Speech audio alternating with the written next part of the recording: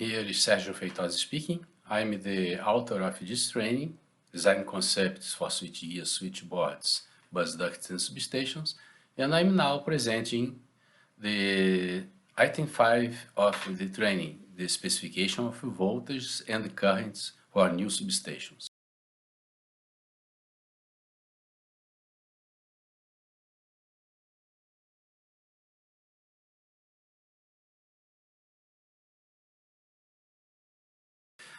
In this video, we will show the fundamentals and applications of load flow studies and short circuit studies. When we are planning a new substation for inserting it within the scope of the other substations of that power utility, we need to develop certain studies that will define the values of the rated voltage, rated currents, rated short circuit currents, rated durations of the short circuit currents. For this, we usually have some practice and use tools like HP Draw for short circuit studies and many others for the load flow studies. Many of these tools are available even in internet as free tools. In our case here, we will show two examples of how to select these values for substations, and we use for the short circuit studies the tool HP Draw. It's a very popular one, and you may find many free material of a short just circuit power. downloading. This is a very used definition. If you have here in the example, we have here one transmission system where in the left side we have, let's say, the secondary side of one transformer, or could be also, let's say, the output of one generator. We have in the left side the source of voltage.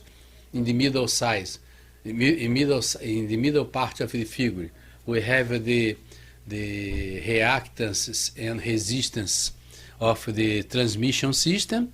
We have there one substation, which is basically, in this case, one circuit breaker and two isolators. And at the other side, the substation is feeding one load called XL, RL.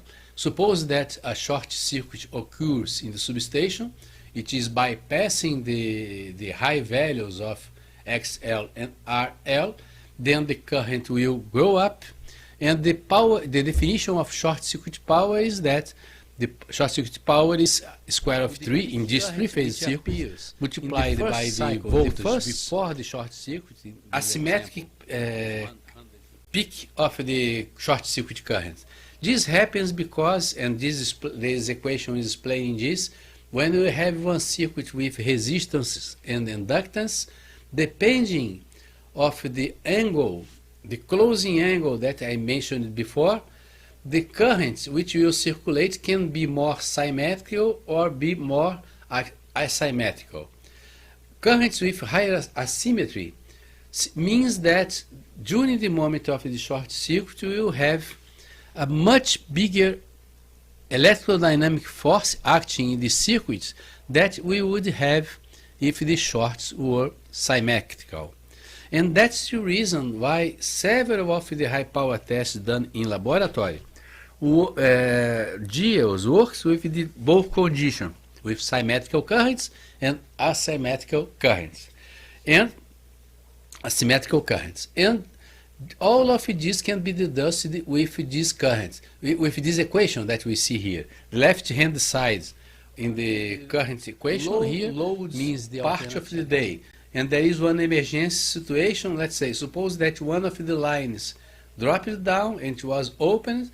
All the current will pass for just one of the lines. Let's say, that's why you see there 1244 amps instead of two lines with 622 amps. Suppose that situation is occurring. And suppose that a similar situation is occurring in the emergency part of the day, in the peak load part of the day, generally at 6 p.m., it's 8 p.m. Very useful and free software is the HP Draw. This is a software that you can download in the internet, a free software, one of the most powerful and easy to use in the system. Very good because this exists from the case when you have one very powerful circuit breaker opening one small current of one reactor. In this case, we may have very big transients of voltage between terminals of the voltage of the contacts of the circuit breaker, as shown in the right hand and 80s. bottom You may find part of many the good free material internet, many case studies, many references for its use, and I'm used to say that for a design of substation, even if the person is not involved in these studies, it's very important to know how the sequence which is used by the planners of the utility to select the values of the rated voltage, rated current, rated short circuit, and so on. And that is it. I thank you very much for your attention, and I hope to see you again in the next videos of this training. Bye bye.